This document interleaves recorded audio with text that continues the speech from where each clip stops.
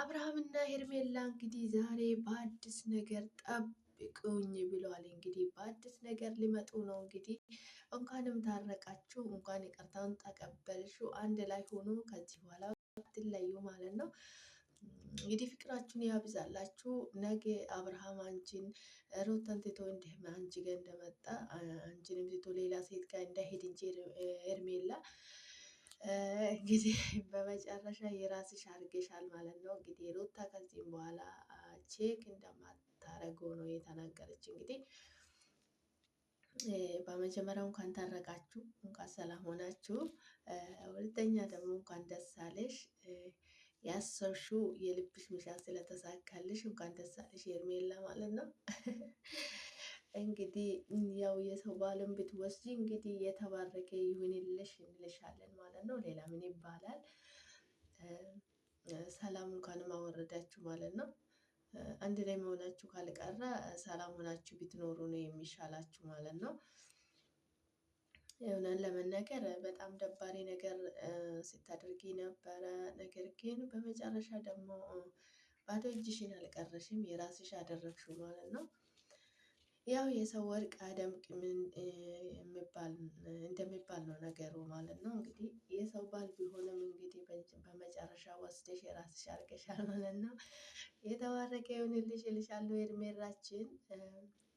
አብርሃም እንግዲህ አንተም ከመንዘላዘል አርፈ እዛም እዛም ከመቆም ቀርተ አርፈ ከሄርሜላ ጋር ኑር ማለት ነው።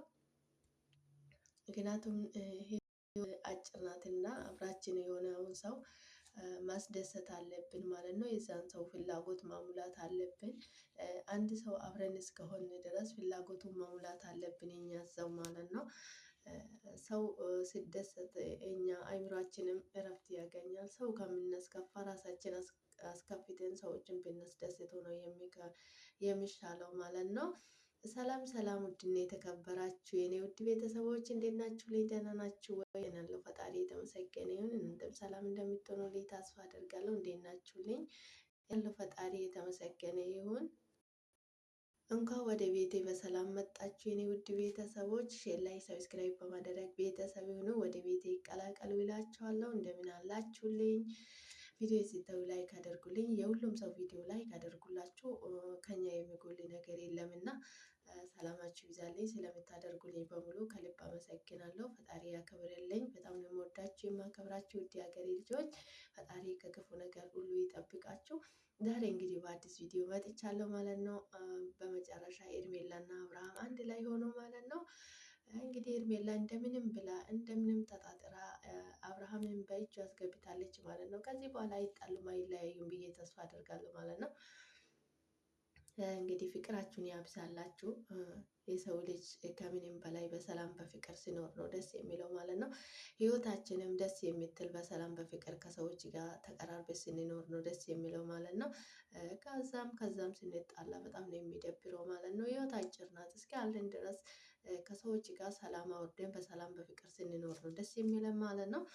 እንግዲህ አብርሃም እና ሄርሜላ ፍቅራችሁን ያብዛላችሁ ማለት ነው። ቶሎ ተጋቡ። ብትጋቡ ነው የሚሻላቸው ከግራ ከምትጋቡ ማለት ነው።